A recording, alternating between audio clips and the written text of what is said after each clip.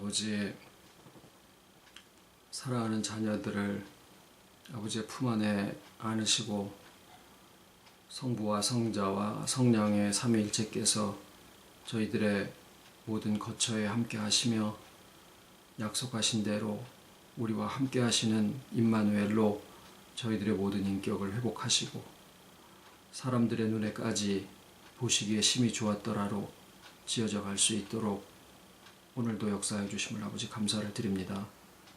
아버지의 약속은 어떤 이에 더디다고 하는 것처럼 지체할 것이 아니고 우리의 아직 기억이 남아있는 동안에 이 모든 일들이 성사가 되어지고 또 그리스도의 장성한 분량에 충만한 데까지 이르게 하실 것이오니 아버지 감사를 드리고 눈에 보여지는 것으로만이 아니라 믿음의 눈으로 모든 세상을 온전하게 볼 수 있도록 이 시간에도 지혜 허락하여 주시옵시고 모든 물이 바다를 덮음과 같이 우리 아버지를 아는 지식이 온 땅에 충만하기를 이 시간에도 기도를 드리오며 깨달음이 풍성한 시간 되게 하여 주시옵기를 예수님의 이름으로 기도드립니다. 아멘.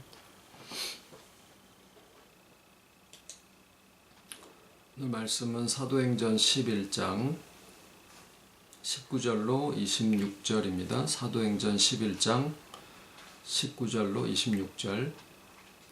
때에 스데반의 일로 일어난 환란을 인하여 흩어진 자들이 베니게와 구브로와 안디옥까지 이르러 도를 유대인에게만 전하는데 그 중에 구브로와 구레네 몇 사람이 안디옥에 이르러 헬라인에게도 말하여 주 예수를 전파하니 주의 손이 그들과 함께 하심에 수다한 사람이 믿고 주께 돌아오더라. 예루살렘 교회가 이 사람들의 소문을 듣고 바나바를 안디옥까지 보내니 저가 이르러 하나님의 은혜를 보고 기뻐하여 모든 사람에게 굳은 마음으로 주께 붙어있으라 권하니 바나바는 착한 사람이요 성령과 믿음이 충만한 자라. 이에 큰 무리가 주께 더하더라. 바나바가 사울을 찾으러 다소에 가서 만나매 안디옥에 데리고 와서 둘이 교회에 1년간 모여있어 큰 무리를 가르쳤고 제자들이 안디옥에서 비로소 그리스도인이라 일컬음을 받게 되었더라.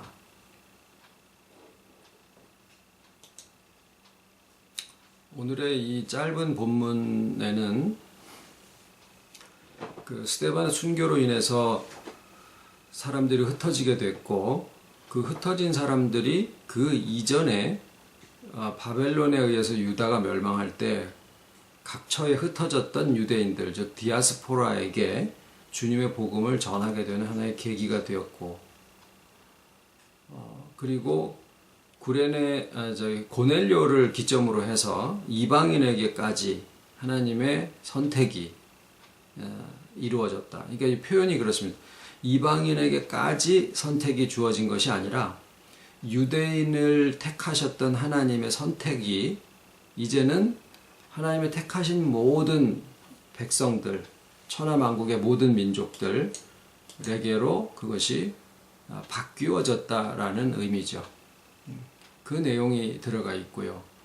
그리고 사울이 이제 사도행전에 전면에 등장을 하게 되죠. 사도 바울의 사역이 이제 시작을 하게 되죠.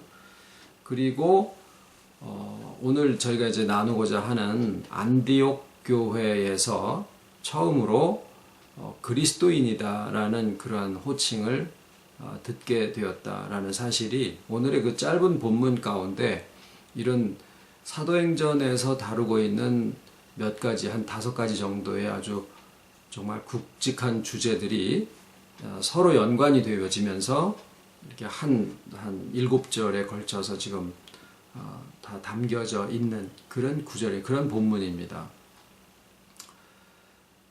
바둑을 한 판 둘 때 약 2000번 정도의 그 결정을 하게 된다고 합니다.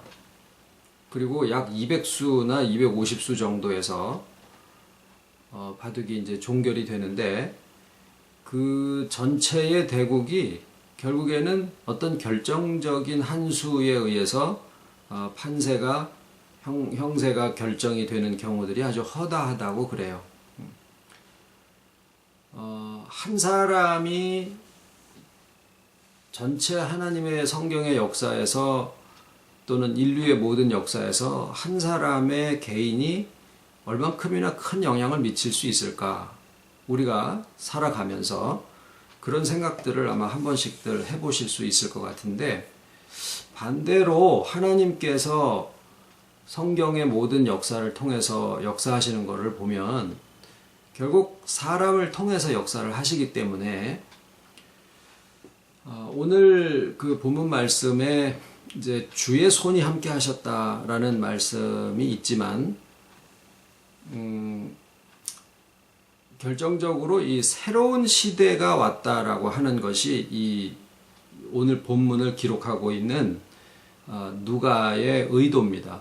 그 새로운 시대가 이 그리스도인, 우리가 이제 뭐 기독교인, 기독자 뭐 이렇게 여러 가지 뭐 표현을 씁니다만은, 이 성경적인 표현으로 하면은 그리스도인이라고 표현을 하는데, 이 뭐 그리스도라는 말을 한자로 읽을 때 기독이라고 그렇게 표기가 된다고 그래요, 발음상. 그래서 막 기독자 이렇게 얘기를 하는데, 저거는 이제 그리스도인이다라고 하는 그 내용 안에 새로운 시대가 도래한다라고 하는 내용이 이제 들어가 있습니다. 그래서 오늘 제목은 누가 새로운 시대를 이끄는가, 누가 새로운 시대를 이끌어 오는가 라는 제목으로 같이 말씀을 상고를 해보려고 합니다.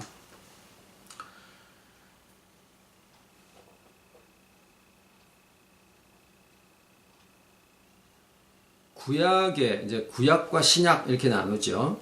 예수님이 오시기 전까지를 구약이라고 하고, 올드 테스타먼트, 그 다음에 예수님이 오신 다음에 주어진 언약을 새로운 언약 또는 신약이라고 그렇게 하죠. 구약은 하나님께서 하나님의 백성들에게 언약의 형태로 주어집니다. 그런데 이제 어떤 시대별로 사람들의 이름을 따서 아담에게도 약속을 주시고, 노아에게는 무지개를 통해서 내가 다시는 물로 세상을 멸망하지 않게 하겠다. 그리고 땅에 충만하라. 아담에게도 마찬가지고요. 그 다음에 그 아브라함에게는 가나안의 약속을 주시고, 야곱에게는 이스라엘 백성의 약속을 주시고, 다윗 왕에게는 다윗 왕조의 건재함을 약속을 하시고, 솔로몬에게는 성전이 지속될 것이다 라고 하는 그런 약속들을 주시는데, 이런 약속들이 시대가 쭉 내려오면서 점점 견고해지는 게 아니고, 지난주에 말씀을 드렸던 것처럼 그런 보여지는 가나안 땅이라든가 또는 이스라엘 백성이라든가 성전이라든가 뭐 노아 방주는 그 이전에 소멸됐고요. 에덴 동산도 마찬가지고, 전부 다 그 시대가 가기 전에 또는 그 다음 시대에 전부 다 그 매개체로 등장하였던 것들이 다 폐해지고 또는 멸망하고 소멸되어지고 기능을 상실하게 되고 다 흩어져 버리고 이렇게 되는 결과가 나오게 됩니다. 결론적으로 말씀드리면 왜 그러셨느냐? 그것은 실상이 아니었기 때문입니다. 아버지가 아들한테 너 공부 잘하면 내가 자전거 하나 사줄게 라고 약속을 했을 때 그건 약속이죠. 실질적으로 자전거가 아이에게 주어져야 그 약속이 이루어지는 거죠. 근데 그 전에 자전거를 살 수 있는 뭐 선물 티켓을 하나 주면 이건 굉장히 아이의 마음에 이건 실질적으로 동기부여가 됩니다. 그러나 그 선물 티켓이 자전거는 아니거든요. 실질적으로 자전거가 주어질 때는 선물 티켓을 주고 대신에 자전거를 받습니다. 구약에 하나님이 언약을 이스라엘 백성들에게 주실 때 거기에 매개체로 사용하셨던 가나안 땅이라든가 성전이라든가 이런 것들은 마치 자전거를 사기 위한 하나의 선물 쿠폰이나 마찬가지예요.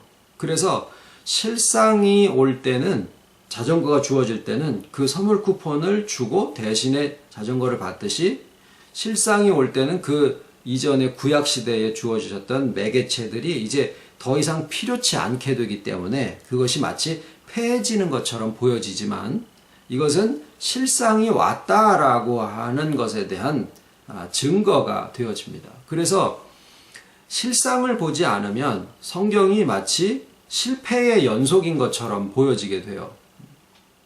그래서 그 실상이 무엇이냐? 그리스도예요. 그럼 왜 그리스도께서 이것의 실상이 되느냐 하면 그 이전에 하나님이 구약의 백성들에게 주셨던 모든 언약들이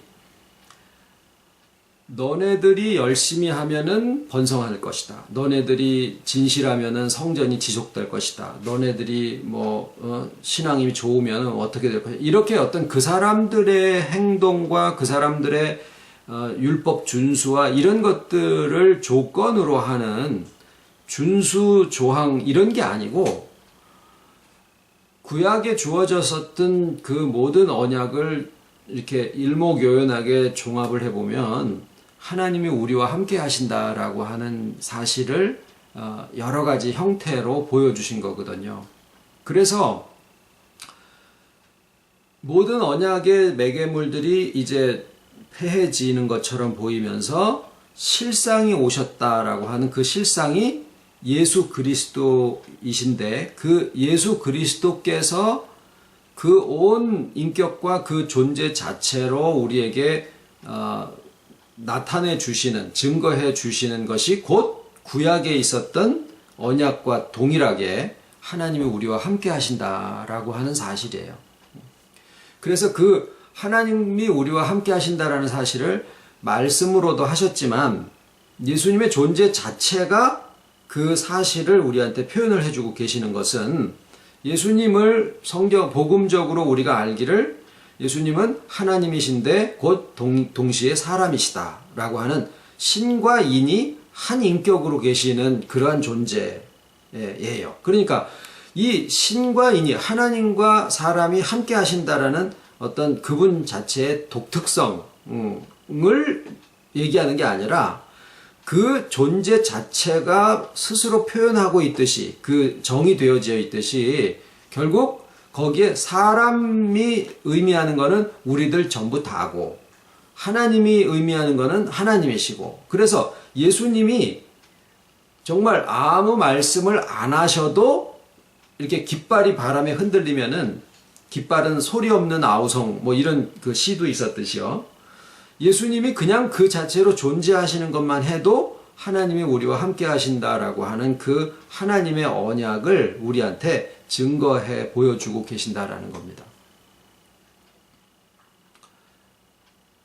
그래서 구약에 있는 모든 언약들이 다 마치 폐해진 것처럼 보이지만 실상은 실상이신 예수 그리스도께서 이 땅에 오시기 때문에 그 이전의 다른 것들은 이제 그 역할을 다 했다라는 거죠. 그리고 예수 그리스도로서 우리들에게 실질적인 때가 되매 사람들의 기다리는 마음도 때가 되었고 또 역사적으로도 모든 그 상황들이 다 성숙되어져서 이제 때가 참에 예수 그리스도께서 이 땅에 오심으로써 하나님의 언약이 성취가 되신 것인데 이제 거기서 조금 더 들어가면 예수 그리스도께서 그렇게 계신다고 하더라도 그것은 예수님이 우리한테 정말 한 그 인격으로서 하나님이 우리와 함께 하신다라고 하는 그것을 증거하고 계시는 것은 우리가 듣고 보고 알지만 성경을 통해서 또 복음을 듣고 알지만 실질적으로 과연 나한테 함께 하시기 위해서는 예수님의 온 일생 동안의 사역이 필요하셨고 그 다음에 죽으시고 부활하심으로써 인간이시지만은 인간이 가지고 있는 모든 한계 어떤 것들이냐면 이 사람이랑 가까우면은 저 사람이랑 가깝지 못하고 이 사람 여기에 있으면은 저쪽에 있지 못하고 하는 그런 어떤 공간의 제약 그 다음에 원인이 있어서 그것에 대한 결과가 있는 어떤 이런 시간의 제약 인과의 법칙 이런 것들에 우리는 제약 속에서 살아갈 수밖에 없는 존재인데 예수님이 그냥 하나의 인격으로만 계시다라고 하면 그냥 한 분으로 계시는 거지 실질적으로 나하고 하나님하고 정말 그러니까 하나가 되어진다라고 하는 사실은 또 하나의 예수님으로서 보여주시는 약속일 뿐이지 그것이 실상이 나한테 이루어진 것은 아직 아니다라는 거예요. 그래서 예수님이 부활하신 거예요. 저희가 이제 이제 다음 주일을 공이 이제 뭐 부활주일로 이렇게 합니다만은 이 부활주일도 마찬가지로 어떤 날에 있는 게 아닙니다. 그렇죠? 날에 있는 게 아니고 지금 말씀드리는 내용처럼 주님의 부활하신 그 사건이 그냥 하나의 사건으로만이 아니라 부활하셔서 모든 제약이 다 철폐가 되어지고 인간의 한계와 모든 먼지에서부터 발생되어지는 그런 모든 속성들이 다 폐해지고 모든 택하신 자녀들의 인격에 다 오셔서 하나가 되시고 연합이 되어지실 수 있는 진짜 사람이면서 진짜 하나님이신 그런 분이 되신 것이 예수님의 부활에 가지고 있는 의미예요. 왜 부활이라고 하는 것이 정말 기독교에서만 있는데 기독교가 왜 그 부활의 능력 속에 들어가지 못하느냐면 그것을 그냥 하나의 역사적인 사건으로만 생각을 하기 때문에 그래요. 그리고 우리 주변에서 자꾸 경험되어지지 않으니까 예수님이 부활하셨어? 그거 옛날 얘기야. 이런 정도로밖에 감흥이 없는 거죠. 아무리 목사님들이 그 부활절 아침에 설교를 뭐 무덤이 열려서 그 뭐 가서 봤나 뭐 그냥 얘기지 이렇게만 생각을 하는 거죠. 그런데 실질적으로 부활의 능력이라고 하는 것은 부활하신 그 의미가 무엇이냐라고 하는 것을 알지 않으면 그냥 하나의 흥미거리에 지나지 않는다라는 거예요. 오늘날 나의 삶에 예수님의 2000년 전의 부활이 무슨 의미가 있느냐? 나도 죽을 것이고 죽은 다음에 내가 깨어날지 안 깨어날지 어떻게 알아? 옛날에 죽은 사람들이 아직 깨어난 적이 한 번도 없는데 그냥 하나의 이야기거리 아니냐 이런 식으로 신학자들조차도 부활의 역사적인 사실을 의심하는 사람들이 많이 생기고 있다라고 하는 것이 이제 슬픈 현실인데 이 모든 것들이 왜 그러느냐? 예수님의 부활이 가지고 있는 참된 의미가 무엇인지를 가르치지를 않고 그것을 나누지를 못하고 있기 때문에 그런 것이다라는 생각입니다. 다시 말씀드립니다만 예수님의 부활이 가지고 있는 의미는 한 개인의 무덤에서부터 일어났다라고 하는 어떤 생물학적인 기적과 같은 이런 현상만을 얘기하는 것이 아니다라는 겁니다. 복음이 우리에게 말씀하고 계시는 바는 그 의미는 더 올라가서는 하나님이 근본적으로 사람을 창조하실 때 하나님 스스로가 충만하신 분이에요. 하나님 스스로가 삼위일체로서 그 가지신 내적인 속성이 충만함이에요. 그래서 예수님이 그 부분을 창세전에 아버지와 함께 가지시고 누리셨던 그 기쁨을 저들에게도 주어 저들도 그 기쁨이 충만하게 하려 함이니라 라고 요한복음에 말씀을 하고 계십니다. 하나님의 모든 사역의 원인이 무엇이냐? 스스로 가지고 계신 충만함이요. 내가 좋으면 이 좋은 것을 누구하고든지 나누고 싶은 게 본성인 게 하나님의 마음을 닮았기 때문에 그래요. 그래서 그 충만하심이 우리를 하나님의 충만하심에 같이 거하게 하시려는데 강제적으로는 충만이 되어지지 않기 때문에 이 모든 성경의 역사들이 다 필요한 거죠. 능력이 없어서 가난해서 뭐 옆집에 가서 뭘 빌려오시는 게 아니라 왜 하고 많은 것 중에서 먼지라고 하는 재료를 택하셔서 하나님이 사람을 만드셨냐면 이 모든 것이 하나님의 은혜로 되어졌다라고 하는 것을 저들이 알게 하기 위해서 먼지라고 하는 대상을 택하셔서 그것으로 사람을 만드시고 하나님이 거기에 모든 그 은혜와 축복과 자유를 다 허락을 하셨고 그러고 난 이후에 이제 하나님이 사람들에게 주신 약속은 뭐냐면 내가 너희와 함께하마. 물론 이제 근본적으로 들어가면 그 충만함도 있지만 우리의 사람의 마음들을 보면은 어떤 사람이 누구를 사랑하면 같이 있고 싶다라는 그런 생각을 본성적으로 합니다. 그게 안 되면 그리워하죠. 너무 가까이 지내면은 이렇게 좀 개인적인 시간을 갖기를 원하고 그러기도 합니다만은 이게 좀 떨어져 있는 시간이 있으면은 같이 있고 싶어 하는 게 본능이죠. 아이와 부모도 마찬가지고, 연인도 마찬가지고. 하나님도 다르지 않으시다라는 거예요. 우리와 함께 하시겠다라고 하는 그 약속을 임마누엘이라고 합니다. 그냥 그대로 임마누엘 하나님이 우리와 함께 하시다라는 뜻이에요. 그거를 그냥 번역을 하면은 그 마음의 원인이 무엇이냐라고 하는 걸 생각해 보면 하나님의 근본이 우리를 사랑하심이구나. 우리에게 그 가지고 계신 충만을 우리에게도 주어 같이 충만하게 하시려고 하시는 거구나 라는 것을 얼마든지 우리가 짐작할 수 있죠. 그러나 실질적인 상황은 실질적인 절차와 과정을 거쳐야지 되는 것이고, 그래서 구약의 모든 매개체를 통한 역사들이 있었고, 그러는 가운데 사람들의 믿음도 점차로 이것이 실상인 줄 알았더니 이게 실상이 아니구나, 실상이 오시겠구나, 기다리는 마음들이 생겼던 거예요. 그러면서 모든 언약의 매개체들이 다 패해지는 상황까지 갔을 때 비로소 예수님이 오시게 됐었던 거죠. 그래서 예수님이 오신 그 사실은 오래전부터, 만세 전에서부터 하나님이 가지고 계셨던, 하나님이 우리와 함께 하시고자 하시고 충만케 하시려는 그 마음이 하나의 인격으로 나타나신 바 되셨고, 또 그분의 사역이 다 되시면서 친히 죽으시고 부활하시는 인간의 가장 마지막 종말에 해당하는 것을 통과를 하시고 결국 인간의 모든 제한이 철폐가 되어지는 그러한 존재로서 부활하셨을 때 참 신이며 참 사람이신 그런 분이 되셨고, 그래서 결과는 오늘날 우리의 가장 내면의 깊은 데서부터 또 그 흐름이 우리의 인격의 가장 바깥에까지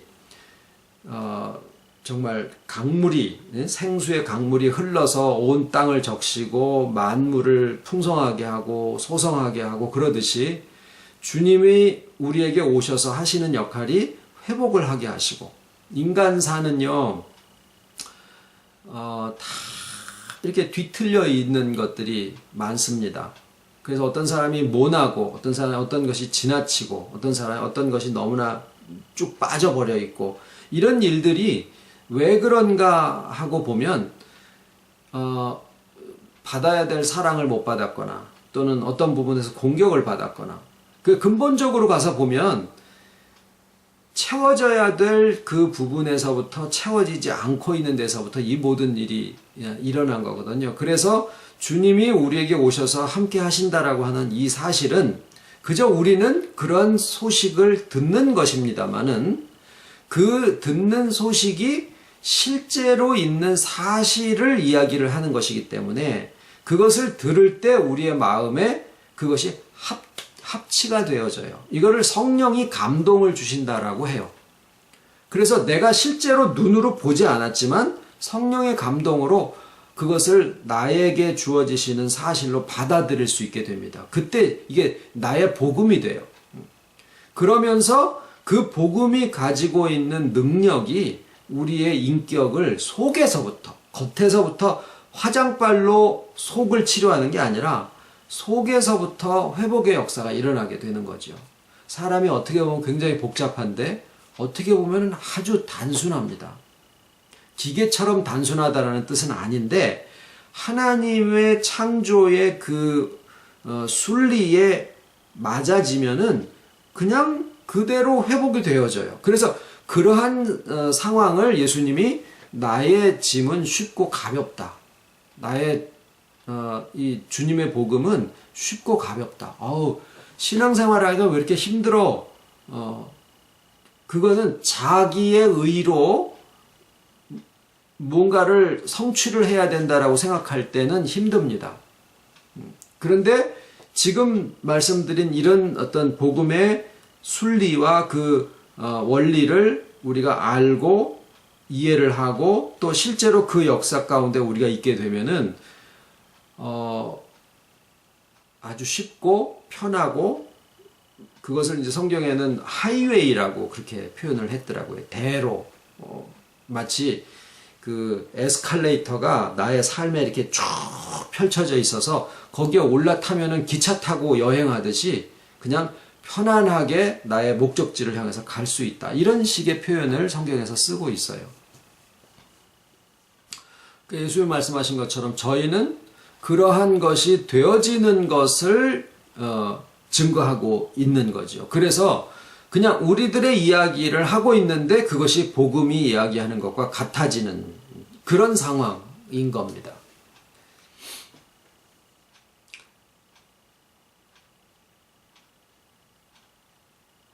그런데 이제 오늘 그 본문에 나와 있는 이 역사적인 사실은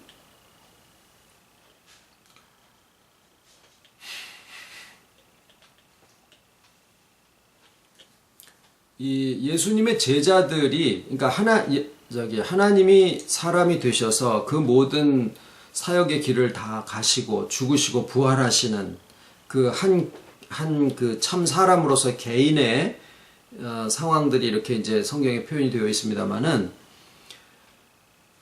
그 모든 사역의 상대자들이 있었다라는 사실이죠.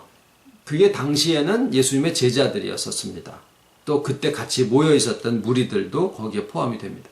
그분들은 예수님의 오심과 사역과 죽으심과 부활에 같이 다 동참을 했었고, 그 다음에 오순절 성령의 강림도 같이 기도하시는 가운데 그것을 겪으신 바 됐었고, 그러니까 하나의 산 증인들이죠. 예수님을 옆에서 겪으면서 들으면서 경험하면서 또 실질적으로 자기네들의 삶에 그러한 회복과 충만의 역사가 일어나는 것들을 또 직접 확인도 할 수가 있었고, 그분들이 다 제자였었고 나중에는 사도라고 불리워지면서 이제 주님의 사역의 그 다음 시대를 담당을 하게 됐는데, 이제 이 사도들은 예수님이 실제로 우리처럼 얼굴 모습을 하시고 같이 밥을 먹고 목소리를 들을 수 있는 그러한 모습으로 계실 때 그 예수님과 이렇게 하나의 별개의 인격으로서 같이 계셨던 분들이에요. 그러니까 우리가 오늘날 예수님을 대하는 거하고는 좀 다른 면으로 그분들은 대했었던 거죠. 그래서 그 사도들의 이제 예수님이 이제 승천하셨지만은 어디 공간을 이동한 게 아니라 육체의 눈에는 보이지 않지만은 실질적으로 이제 그분들의 인격이 하나 되시는 세계가 이제 열려지게 된 건데, 자, 그분들은 제자들을 얘기를 하는 겁니다. 12제자와 뭐 120문도 이런 사람들. 그 사람들은 우리하고는 조금 격이 다른 거죠. 예수님을 실질적으로 얼굴을 뵙고 목소리를 들었었고 같이 식탁에서 식사를 하고 뭐 이런 관계였었으니까 우리랑은 좀 상황이 다르다 그 말이에요. 그랬는데 그 제자들이 전하는 말을 듣고 이제 어떻게 됐었냐면은 스데반의 순교로 사람들이 흩어지게 됐고, 유대인들에게만 전하고 있었던 예수님의 복음을 안디옥이라고 하는 곳에 이르러서 구레네 사람들이 그 안디옥에 있는 유대인 아닌 사람들, 헬라인들, 그리스 사람들, 이런 사람들에게 그 복음을 전했는데 거기에도 주의 손길이 함께 하셔서 그들도 하나님의 선택 가운데 있다라고 하는 사실을 이제 알게 된 거예요. 이분들은 우리들처럼 주님을 얼굴로 뵌 적도 없고 목소리를 들은 적도 없고 같이 식탁에 마주 앉아서 식사를 한 번은 한 적이 없는 사람들이에요. 단지 전하는 사람들의 이야기를 듣고 주의 복음을 받았는데, 그분들에게서도 성령의 역사하심이 똑같이 나오더라라고 하는 거죠. 다시 말하면 유대인에게 제한되어 있었던 하나님의 선택이 이제 더 이상 그것도 하나의 실상이 아니었었다라는 거죠.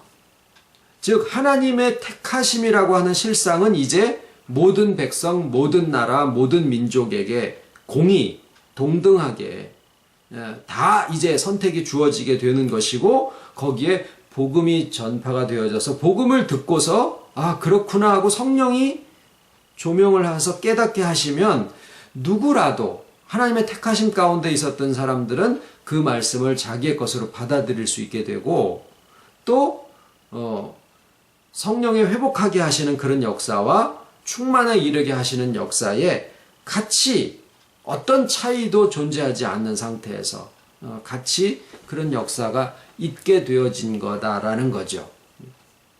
그러니까 오늘 본문 말씀에 이 안디옥이라고 하는 곳에서 일어난 사건은 그 이후에 오늘날까지 이제 이르러 주님을 얼굴로 뵈지도 못하고 목소리를 듣지도 못했던 또 유대인도 아닌 그냥 그들의 표현으로는 이방인이었었던 우리들, 그때 헬라인이 오늘날 우리들이랑 같은 입장에서 복음을 만나게 되는 최초의 역사적인 사건이 바로 지난 시간에 있었던 고넬료였었고, 오늘 본문에 나와 있는 안디옥에 있는 그리스인들, 헬라인들, 이런 사람들이 복음을 듣고 회복의 역사와 충만의 역사를 겪게 되었다.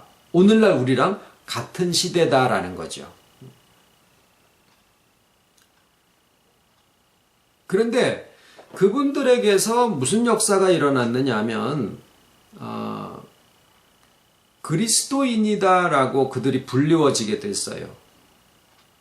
오늘날 우리들이 이제 그리스도인이라고 불리워지는 거랑 똑같은 이름이 그때도 불리워졌었어요. 근데 이 그리스도인이라는 이름은 안디옥에 있는 교인들이 자기네 스스로들을 이제부터 우리는 그리스도인이라고 하겠습니다라고 한 게 아니라 그때 복음을 아직 듣지 못했던 안디옥에 있는 다른 시민들 있지 않습니까? 그때 다 로마 시민권자들 이런 사람들이었었겠죠. 그 사람들이 이 안디옥에 있는 복음을 전에 들은 사람들의 살아가는 모습들을 보고서 저 사람들은 그리스도이냐라고 그렇게 불리워졌다라는 거예요.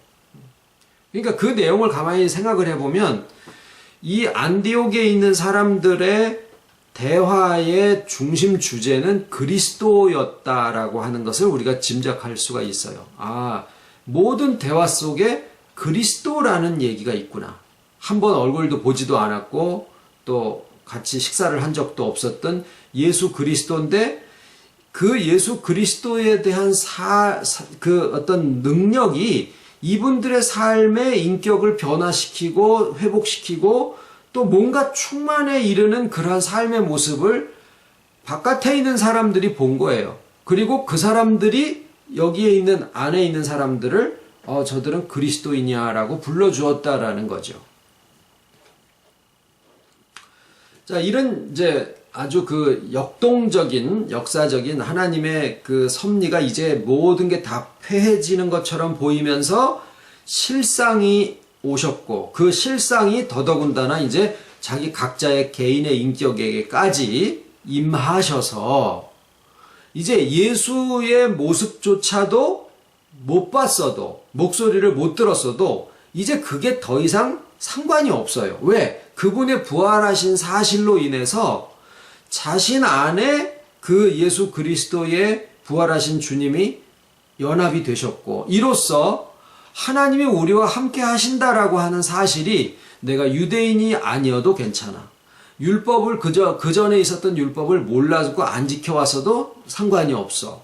성경 공부를 많이 못했어도 괜찮아. 헬란이었어도 상관이 없어. 모든 것과 상관이 없이 오직 하나님의 택하심 가운데서 주의 복음을 듣고 믿음으로써 이분들 안에서 어떤 성령의 역사가 회복과 충만의 역사가 일어나기 시작했다라는 거예요. 이런 굉장히 막 그냥 역동적인 그런 역사적인 상황 속에서 이 얘기를 듣고 예루살렘에 있었던 이게 이제 흩어져서 복음을 전했던 구레네 사람들이 안디옥이라고 하는 곳에 이르러서 이제 안디옥은 한 16군데가 서로 다른 안디옥이 있는데 여기에 있는 안디옥은 수리아에 있는 안디옥일 가능성이 많다라고들 이제 학자들이 얘기를 해요. 어쨌거나 안디옥이라는 곳에 이르러서 그 안디옥에 있는 헬라인들에게 이제 복음을 전했는데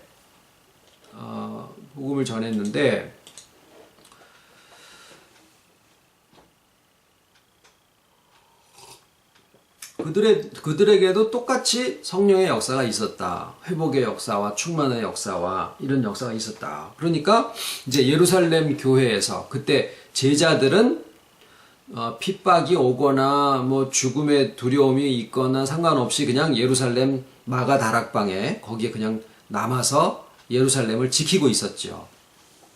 그래서 그 소식을 들은 거예요. 그래서 그 중에 이제 한 사람을 거기에 보냅니다.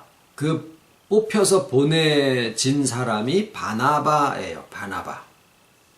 그래서 여기서 이제 우리가 이 바나바가 왜 하필 많은 사람들 가운데서 뽑혔을까라는 생각을 해보게 되죠. 물론 이제 그분이 학식도 많고, 그때 당시의 학문은 말하는 거, 수사학, 어떻게 하면은 자기가 가지고 있는 생각을 효과적으로 조리 있게 잘 설명을 할 것이냐, 논리적으로나 변증법이나 이런 것도 배우고, 그런 어떤 수사학들 같은 것도 많이 가르칩니다. 그랬는데 이 바나바가 누구냐면은 그 초대 교회가 형성되었던 그 마가 다락방을 가지고 있는 그 마가의 집안이 2층에 약 150명 정도가 이렇게 집회를 할 수 있는 그런 큰 홀을 가지고 있는 정도의 아주 대저택이었었다라는 거죠. 거기 마가 어머니의 이제 동생이나 오빠 이렇게 돼요. 이제 남동생일 거예요. 그렇게 그런 관계였었는데, 그러니까 마가하고는 조카 삼촌, 외삼촌과 조카의 그런 관계에 있었죠.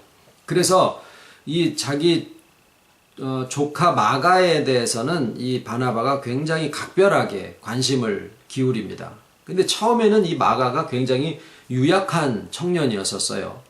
마가 다락방에들 이제 자주 모임을 갖고 이제 이렇게 했었는데, 예수님이 잡히시던 날 밤에 전부 다 겟세마네 동산에 모여 있다가 막 잡혀가고 이제 막 이런 상황이 됐지 않습니까? 그랬는데 마가는 거기에 같이 있지 못하고 집에서 잠을 아마 자고 있었던가 봐요. 그러다가 막 그런 소식을 듣고서는 거기에를 같이 갔다가 배 혼이불을 둘러쓰고 있다가 잡히니까 그 혼이불을 집어 던지고 막 주랭랑을 치고 도망했었던 사람이 마가복음에 이제 기록이 되어 있는데, 그게 아마 자기 자신에 대한 기록을 했을 것이다 라고 다들 생각을 하죠.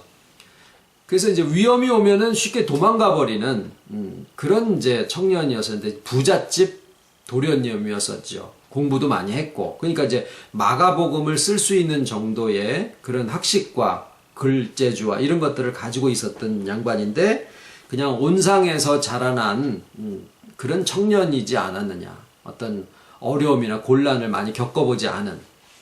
그래서 처음에는 이제 바울이 사역을 시작을 할 때 바울의 초기 전도 여행에 이 마가를 이제 동행을 시키는데, 막 힘들고 풍랑의 위협과 이제 여러 가지를 겪고 나니까 이제 못 가겠는 거예요. 그래서 중도 하차를 해버렸어요. 그래서 그 다음번에 이제 같이 갈 때 바나바가 또 마가를 좀 데려가 주시지 않겠습니까? 예, 신앙을 위해서. 그랬더니 막 그 사도 바울이 화를 내면서 그렇게 유약한 녀석이 무슨 전도를 하겠다고 그러느냐고 막 이제 막 대노를 하고 막 바나바하고 이제 바울하고 그냥 서로 의견 충돌이 돼서 이렇게 그 사역의 길에서 서로 나눠지게까지 그렇게 돼버리는 지경이 됐죠. 그래서 이 바나바가 외삼촌이 마가를 데려다가 이리 실망하지 말고, 그래서 이제 누구한테 걔를 붙이냐면은 사도 베드로한테 붙입니다. 그래서 오히려 사도 베드로는 이제 누구죠? 바울은 어떤 일 중심적인 사람이라고 하면 바나바는 인간 중심, 사람과 사람의 관계를 더 중시하고, 아직 모자라도 얘를 좀 키워서 이렇게 성장할 수 있도록 해주는 그런 역할을 하는 성품이었었고, 바울은 일이 있으면 거기에 일에 적합한 사람을 데려다가 일을 시켜야지 모자란 사람이 여기 와서 일을 하면 일을 그르친다, 이제 이런 주의였었던 거예요. 일 중심, 사람 중심. 근데 이제 베드로는 워낙에 자기가 이제 배움도 없는데 주님을 만나서 사람이 완전히 이제 바뀌어지다가 보니까 이 마가의 모든 상황을 아마 잘 알았을 거예요. 그래서 마가를 옆에 두면서 예수님에 대해서 이제 가장 근접거리에서 보고 듣고 경험했었던 모든 이제 상황들을 마가에게 이제 다 얘기를 해주기 시작합니다. 그래서 어떻게 보면 마가복음이 사복음 중에서 제일 먼저 기록이 됐으며, 그리고 베드로의 시각에서 이 복음을 기록을 하고 있어요. 왜냐하면은 마가가 베드로로부터 이제 주님의 소식과 모든 복음에 대한 이야기를 들었기 때문에 이제 그건 당연하게 되는 일인데, 그래서 베드로도 내 아들이라고 그렇게 얘기를 하고, 그래서 나중에는 이 마가가 이제 영적으로나 모든 인격이 이제 성숙되고 강건해져서 마지막에 이제 그 바울의 사역에도 얼마든지 이제 아주 중요한 동역을 하게 되는 것으로 우리가 이제 기록에서 볼 수가 있습니다. 이제 그 모든 이제 특히나 이제 마가의 영적인 성장에 배후에 누가 있느냐? 물론 어머니의 기도도 있지만 이 외삼촌 바나바의 역할이 아주 지대한 공헌을 했다라고 하는 것이 아주 자명한 일이죠. 바나바가 그러한 성품을 가진 사람이었습니다. 한마디로 하면은 화평의 사람이고 사람을 이렇게 양육해서 성장하게 할 수 있는 그러한 성정을 가진 분이었었다라고 볼 수가 있어요. 그건 잘 변하지 않지요. 그래서 예루살렘에 있는 모든 제자들이, 사도들이 공히 이 안디옥이라고 하는 아주 이 역동적인 상황에 가장 적합한 사람은 바나바다. 바나바를 보냅시다. 맞습니다. 바나바가 가는 게 제일 좋습니다. 그래서 이제 바나바가 거기서 뽑혀서 안디옥으로 가게 됩니다. 가서 보니까 아닌 게 아니라 유대인들도 아닌데 문화도 다르고 신앙도 다르고 전혀 다른 성장의 배경 속에서 있는 사람인데 자신들에게 있었던 그 복음의 모든 역사가 그들에게서도 동일하게 일어나는 것을 보고 가장 이제 은혜도 많이 받고 감동도 받고 놀라기도 했겠죠. 그러면서 거기에 이제 모든 면에 이제 그들을 이제 양육을 하기 시작을 하게 됩니다. 그래서 이제 그의 가르침을 듣고 이제 많은 사람들이 더 이제 모여서 이제 안디옥의 하나의 교회가 형성이 되게 됐는데, 그러다가 보니까 이 사람들이 가지고 있는 그 헬레니즘 문화적인 특성과 여러 유대인들과 다른 그러한 문화적인 차이와 교육 환경 이런 것들을 다 고려를 해 볼 때 자기 혼자서 하는 것으로는 좀 역부족이지 않느냐라는 생각을 하고 있었는데, 그때 탁 떠오른 사람이, 듣게 된 사람이 누구냐면 바울이에요. 당시에 바울은 이제 예수 믿는 사람들을, 잔당들을 모두 다 잡아가지고 이제 다메섹으로 넘겨서 옥에 가두고 막 이러는 이제 일을 하다가 이제 다메섹 도상에서 부활하신 주님과의 대화를 갖게 되었고, 거기에서 완전히 이제 회심을 하게 됐죠. 그랬는데 아직은 어떤 사역을 하지는 않고 고향 다소로 돌아가게 됩니다. 그래서 자기 고향에 있었는데 거기까지 거리는 뭐 걸어서 한 하루 정도 거리 아마 되지 않겠나 싶은데, 그 정도 거리에 있는 다소, 이제 지금은 탈수스라고 하는데 터키에 있는 지역들이에요. 바울을 이제 찾아가게 됩니다. 근데 아무리 그 바울이 회심을 했고 복음을 듣고 이제 주님의 제자가 됐다라는 그러한 얘기를 들었음에도 불구하고 거기를 찾아가는 발걸음이 결국 가볍지는 않았을 거라는 생각을 해요. 때로는 성령이 감동을 주시고 어떤 하나님의 손길과 인도하심을 우리가 느끼면서도 그곳을 직접 내 발로 찾아가는 발걸음이 결코 쉽지 않은 그런 경험들을 많이 할 때가 있어요. 사람을 만나는 일에 있어서.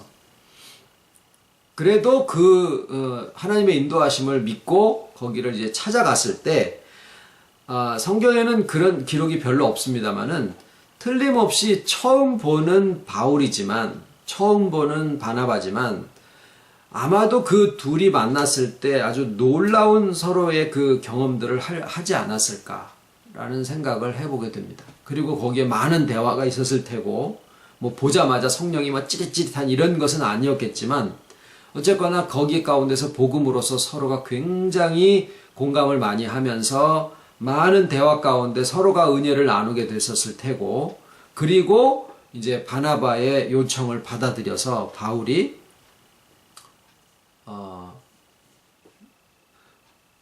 이제 바나바를 따라서 안디옥으로 오게 됩니다.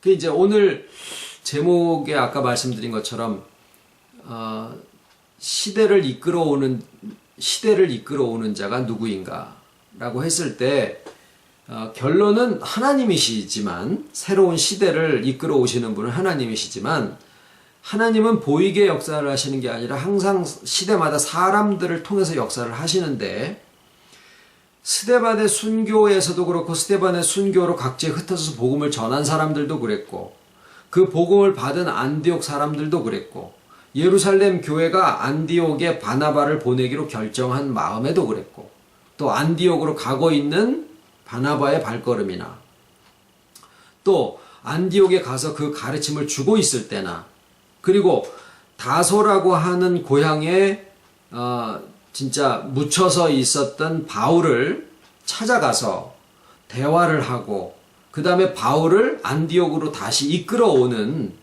그 바나바의 그 심정이나, 또 와서 1년 동안을 바나바와 바울이 같이 안디옥에서 교인들을 가르칩니다. 1년 동안을. 복음은 이렇고 저렇고, 이제 모든 구약에 있었던 모든 그 선지자들의 예언의 글과 예수님이 하셨던 모든 사역의 길과 이런 것들을 다 해서 이 사람들에게, 여러분들이 유대인이 아니지만, 헬라인이지만, 이방인들이었지만, 하나님의 모든 섭리는 유대인들에게 국한되어 있었던 것이 아니라 온 인류 천하만국의 모든 민족들에게 공히 하나님이시다라고 하는 사실을 이제 두 분의 모든 믿음과 지식과 학식을 다 동원해서 그들을 가르치게 됩니다. 그리고 거기에서 그 말씀을 들은 사람들에게서 많은 인격적인 회복의 역사와 정말 충만해지는 그런 역사가 거기에서 나타난 거예요. 그리고 그들의 삶에서 보여지는 그런 덕이 안디옥에 있는 다른 사람들의 눈에게까지 보였었던 거죠. 그리고 그들과 만나서 얘기를 해보니까 저들의 대화는 순전 무슨 그리스도 뭐 이런 얘기밖에 안 나와요. 그래서 이 사람들은 그리스도인이요 라고 그렇게 불러준 거죠. 그러니까 그 말 속에는 그들의 대화의 중심 주제가 그리스도였다라는 것뿐만이 아니라 사람들의 살아가는 모습이 참 덕스럽고 본받을 만하고, 정말 사람 사는 것과 같은 그런 모습이다라고 하는 그러한 공감에서부터 나온 이 호칭이다라고 하는 거죠. 자, 오늘날 우리가 살고 있는 이 시대도 그들과 마찬가지로 하나님이 사람과 함께 하신, 우리와 함께 하신다라는 약속이 우리에게 주어졌는데, 그 약속이 이제 복음으로서 우리에게 주어졌고, 성령의 역사하심과 모든 섭리 속에서 역사하시는 삼위일체의 함께 하심이 지금 우리들과 함께 하실 때, 이때 당시에 안디옥에서 있었던 일에서부터 시작해서 오늘날까지가 동일하신 역사예요. 모든 것이 이제 약속들이 다 성취가 되어져서 각자 개인과 공동체적으로 이런 모든 역사가 이제는 실상이 주어진 그런 시대예요.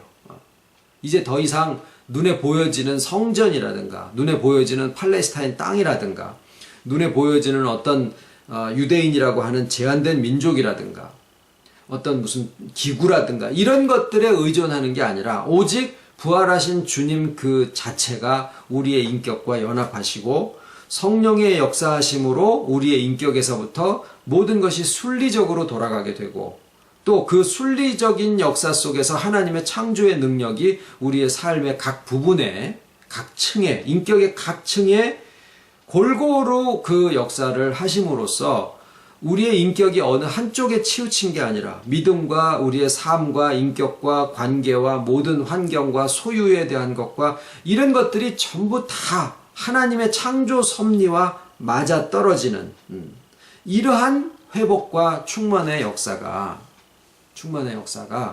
우리의 삶의 실상으로 이루어지는 그런 시대가 지금 되었고, 그 시작이 바로 오늘 읽은 안디옥 교회에서부터 시작이 되었다라고 하는 것을 오늘 나눴습니다. 농부가 하는 일은 때를 따라서 꽃을 따주고, 때를 따라서 벌레를 잡아주고, 결국에는 그 나무가 가지고 있는 생명력이 스스로 성장하게 하는, 그리고 하늘에서 때를 따라서 비가 내려와 주어야 되고 햇빛이 비춰줘야 되고, 이런 모든 섭리 가운데서 그 섭리에 순리적으로 거기에 보조하는 역할이 농부의 역할인데 그에게 나중에 그 실과의 달콤함과 풍성함이 선물로 축복으로 주어지게 됩니다.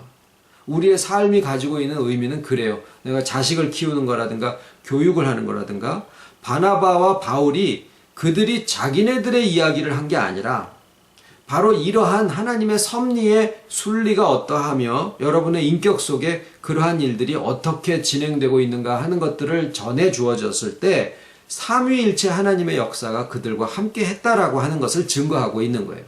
그 면에서 오늘날 우리가 살고 있는 시대와 그 시대의 이 사도행전 12장에 있는 말씀이 정확하게 동일한 시대다라는 거예요. 그래서 이 시대를 그리스도인의 시대다라고 이야기를 하고 있는 겁니다. 누가 시대를 이끌어오는 자인가?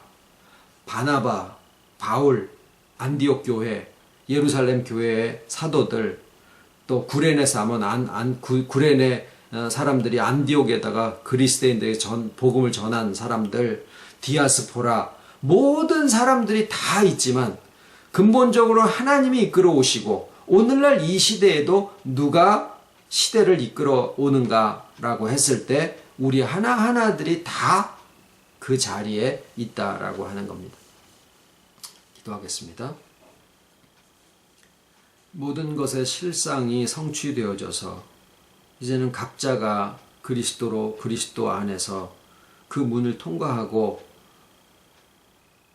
아버지와의 연합이 회복된 참 사람이며 참 인격자로서 또 이 세상을 살아가고 보이지 아니하는 세계를 온전하게 살아갈 수 있는 큰 은혜와 축복을 저희들에게 허락하심을 감사를 드립니다.